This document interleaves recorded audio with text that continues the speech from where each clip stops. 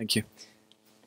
So I'm David Abekassis from Analysis Mason. Actually, I contributed to some of the research that the CMA did on consumer data. I have a question that occurred to me when Jonathan was doing his talk, and then there's links to what John said, I think, at the end. When you talk about flexible suppliers effectively entering the market, and I guess that addresses the kind of peak capacity issue that John mentioned at the end. It seems to me that we're talking about two different types of sellers, right? So there's professional sellers and there's non-professional sellers. And you see them on Airbnb and on Uber, for example. So on Airbnb, there are people who are aggregating properties and effectively selling stays on a professional basis. And there's just people like us, perhaps just making use of a spare bedroom or exchanging holidays and so on. And likewise on Uber, you've got Uber Pop, which is intended as a kind of private car sharing, that can be monetized. And then you've got the professionals offering the service. So the question I have, and I guess that's a very open question, should we think about consumer protection also on that side of the market when the sellers are not professional sellers and they can't necessarily organize as firms, and they can't, the liability issues that I think you mentioned are perhaps relevant. And is there a role for consumer protection regulation or more broadly rules on the supplier side of the market when we're talking really about peer-to-peer? Well, when John thinks about that, I'll say, when I was at the Office of Fair Trading, we began to notice that there were lots of markets in which consumers were sellers. They typically were markets, for example, in the financial crisis, companies called We Buy Your Gold, and they were doing all of the bait pricing that we saw airlines doing on the other side of the market. So they would overvalue the product online or over the telephone, and then when they got you in, they would give you a much lower valuation when they saw it. We had a We Buy Your Car, etc., etc. So the consumer law was revised last year in the UK, or this year maybe, and it is now makes clear that when consumers are selling, the second issue there was the question, so there was a question about whether the consumer was protected as a seller in that context, and they now are.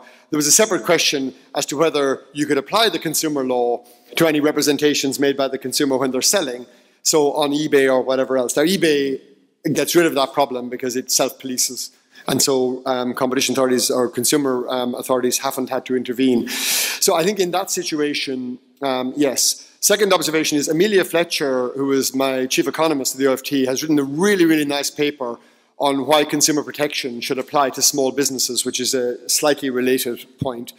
And then thirdly, I think we have to be very careful about getting into monopsony buyer type issues that we've got into in supermarkets, because that's the wrong way to go, of saying that we have to protect the bargaining power of small players vis-a-vis big players, because these players that are buying from them are big relative to them, because that's only going to drive up costs for consumers. And that's not saying that we shouldn't have labour standards and other standards, but I wouldn't be using it as a market or competition-based test or consumer protection-based test for that.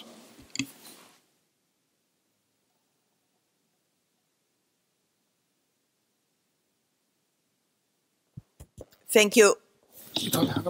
I have just a brief comment on Kate's remarks on competition concerns about the collection of data by peer-to-peer platforms.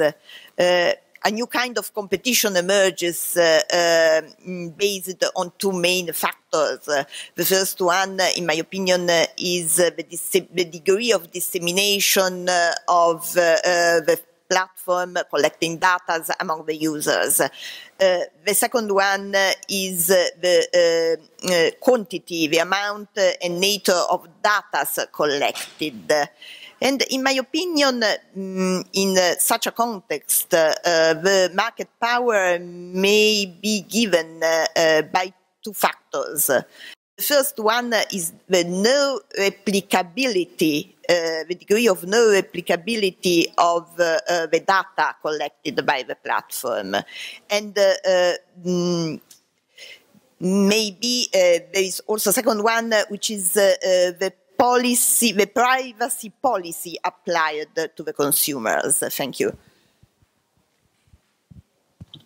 Yeah, thank you. So just maybe a couple of observations on that. I think the developing market for data is a really important one, and one that I think we'll hear a lot more about over the coming years. And as you say, there are a number of areas where we might need to just pay some attention. Obviously, it's fast moving and rapidly evolving, but there are a couple of issues that if we saw them arising, we might be more concerned rather than in other circumstances. So as you say, if there is unique data being collected, but also the value of that data. So if that data is fulfilling a function that it's an important input into whatever is being provided, and it can't be replicated, so there's no good substitutes out there, then those are more likely to be issues for concern rather than areas where we thought that this was data that was replicable, but not important. You know, you can collect a huge amount of data and not all of it's going to be very valuable. So the concerns are going to be much greater in markets where we think that this is an important input into the way that the market works, and that it's exclusive and can't be replicated, as you suggest.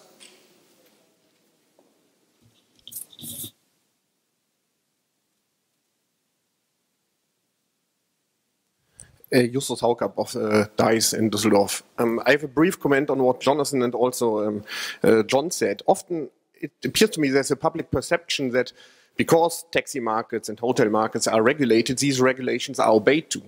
But if you look into any public report on moonlighting, on tax evasion, on these issues, you often find the cab industry, the hotel industry, well, the pub industry, as one of the main industries where these issues are really problematic. So if you think about the greater chances of electronic platforms, this may also be an additional benefit actually because of the recording that occurs on these platforms due to the reputation mechanisms that need to be implemented. We have much better actually recording of transactions than we typically have in the largely cash-driven taxi industry otherwise. So in the public perception, somehow that doesn't come across. So people often think there's regulation, so it works. But in practice, it seems to be quite different, actually.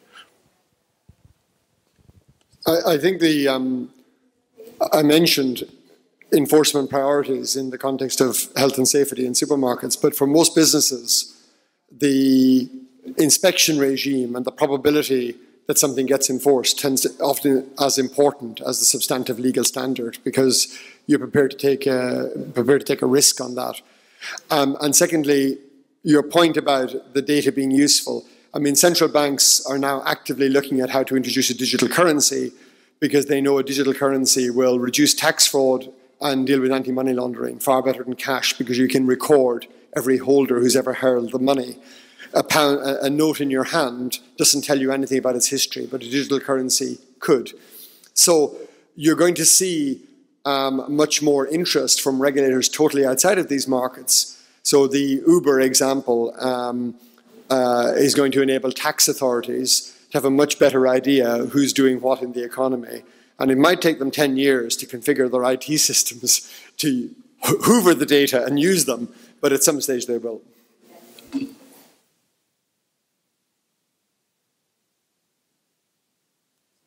James Hodge from Genesis Analytics. Maybe a question for Kate and for the others, but I think John raised an important point that almost the bias from regulators is to see how they can regulate the new industries rather than whether some of these regulations are inefficient. And I suppose two questions. Do you think that bias is correct? And the second one, really whether some of the incumbent firms are now starting to approach regulators to remove regulations on themselves and potentially some of the costs that impose high costs on them and give them a disadvantage relative to the new Ubers and Airbnbs.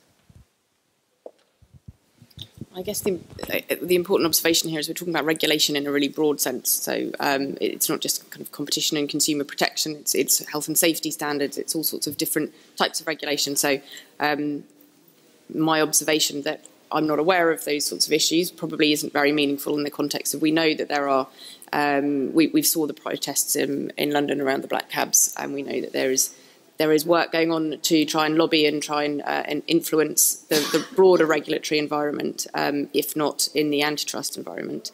And so are we starting to see some of those things? Well, we know that publicly that does seem to be happening. That you'd expect, incumbents with interests to protect are vocal and are making noises around how they might look to protect it. I'm not personally aware of issues in the antitrust environment, but that's obviously just my own personal perspective on it. Just add one thing to that. I think I would distinguish between, say, city taxi commissions, where I would think the issue would be more that their constituents are the drivers at some level, and so so something that disrupts that relationship is disruptive for them, and then they want to think about how to react to that, maybe from the perspective of what they've been doing for the last 30 or 40 years, versus a competition authority where it's not necessarily that industry is their constituents. I would think the bias I'd be more concerned about there is just that it's kind of more interesting to think about an innovative technology industry than to think about a lot of old traditional industries. I mean, if I was working at the competition authority, I'd have a lot more fun investigating Microsoft or Google or Uber than aluminum smelting, and you could imagine there'd be just some bias just from people's interests, frankly. Perhaps I'll just add a comment to that then. Having had my interest in these markets peaked, I'll try very hard not to do that. But and certainly our position is, I think, that these are markets that are rapidly developing, and we need to be very careful, I think, when we're thinking about what steps we might take to intervene, and obviously to understand the extent to which these might be self-correcting problems anyway. We know that in these types of markets, it may be that the competitive process brings about the right kind of development to overcome transient problems that we observe. So at the moment, we're taking steps to try and understand digital markets and e-commerce and watching to see those developments. So an example would be if the London black cab drivers said they didn't want to have the knowledge as a requirement anymore, so as to ease entry into that market. The problem with that is that the knowledge is a stranded cost. It's not an incumbency rent. And I got into a lot of hot water with taxi drivers recently by saying I couldn't understand why anybody was doing that test now. There's still 2,500 people a year studying for the knowledge. And I sat into an Uber car recently, and the Uber driver, I asked him what he was doing. He was driving Uber, and then I said, what else? And he said, oh, I'm doing the knowledge in my spare time. And I sort of went, no, that's dumb. But you can just see that the difference in stranded costs and incumbency rents is the reason why they're not going to do that.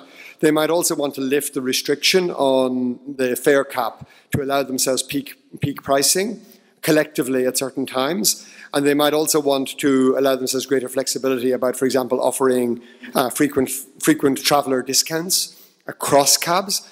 But unfortunately, they're very myopic, and they're not thinking about any of those things. But I think a really, really clever thing for an incumbency group that knows that a technology is at risk of of getting rid of them is actually to react by asking for regulation on them to be reduced.